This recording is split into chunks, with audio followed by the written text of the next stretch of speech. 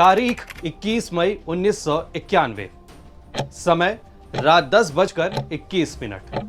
जगह तमिलनाडु का पेरनबदूर।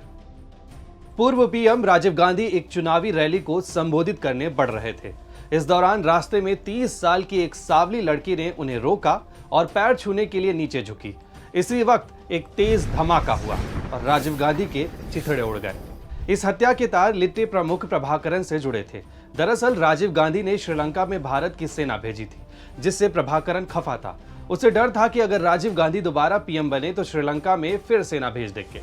श्रीलंका में एक बार फिर से संकट है, लेकिन इस बार भारत सरकार ने साफ कर दिया है कि हम अपनी सेना नहीं भेज रहे। तो आइए चैप्टर वाइज हम वो पूरा किस्सा जानते हैं जब पिछली बार भारत ने श्रीलंका में सेना भेजी थी तो क्या हुआ था।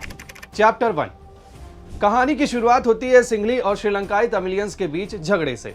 दरअसल श्रीलंका में जातीय संघर्ष मुख्य रूप से सिंघली और श्रीलंकाई तमिलियंस के बीच रहा है। सिंघलियों का आरोप रहा है कि तमिल उनके संसाधनों पर कब्जा कर रहे हैं। वहीं श्रीलंका जब 1948 में ब्रिटिश राज से आजाद हुआ तो 1956 में वहां की सरकार ने सिंघला ओनली एक्ट लागू कर सिर्फ सिंघली को आधिकारिक भाषा का दर्जा दिया।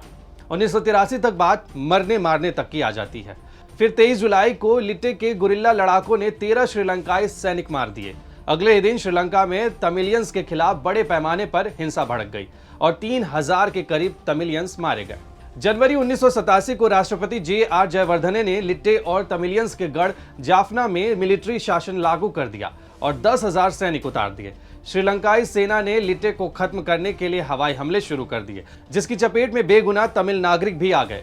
फिर 1987 में श्रीलंकाई सेना ने जाफना शहर को सीज कर दिया। चैप्टर 2।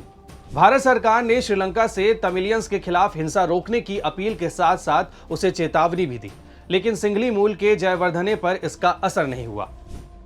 ऐसे में भारत सरकार ने 2 जून 1987 को जाफना के तमिलियंस के लिए समुद्र के रास्ते सहायता भेजी, लेकिन श्रीलंका की नेवी ने इसे रोक दिया। नौसेना मिशन की विफलता के बाद भारतीय एयरफोर्स ने 4 जून 1987 को ऑपरेशन पुमलाई चलाया। भारत के इस एक्शन से जयवर्धने दबाव में आ गए और लिट्टे से समझौता करने को तैयार हो गए। जुलाई 1987 में श्रीलंका सरकार और लिट्टे के बीच शांति की बात शुरू हो गई। हालांकि लिट्टे प्रमुख प्रभाकरन इतने कम से राजी नहीं था। राजीव गांधी की बात मानकर उसने शर्त रखी कि शांति स्थापित होने के बाद उसे श्रीलंकाई सरकार में अहम भूमिका दी जाए। इसके बाद 29 जुलाई 1987 को कोलंबो में तीनों पक्षों ने शांति समझौते पर साइन किए। अगले दिन श्रीलंकाई सैनिकों की टुकड़ी से गार्ड ऑफ ऑनर ले रहे राजीव गांधी पर एक सिंघली सैनिक ने राइफल के बट से हमला बोल दिया। उसका इरादा उन्हें मारने का नहीं, पर सिंघलियों की नाराजगी जाहिर करने का था। चैप्टर 3।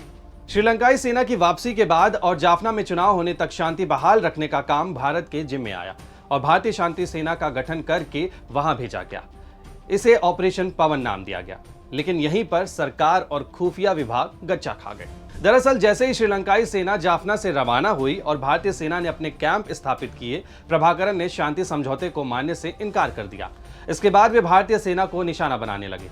फिर भारतीय सेना ने लिट्टे के हेडक्वार्टर पर कब्जा करने की रणनीति बनाई, लेकिन इस दौरान सिख एमआई के 29 जवान शहीद हो गए और जाफना यूनिवर्सिटी में प्रभाकरन के होने की बात भी झूठी निकली। 1989 में राजीव गांधी चुनाव हार गए और वीपी सिंह की सरकार बनी। 1990 में 32 महीने बाद भारतीय सेना ने इस कार्रवाई को स्थगित कर अपने सैनिकों को वापस बुला लिया। हालांकि इसके बाद भी लिट्टे और श्रीलंका सरकार के बीच जंग चलती रही। 18 मई 2009 को श्रीलंका की सेना ने प्रभाकरन को मारकर लिट्टे को खत्म कर दिया।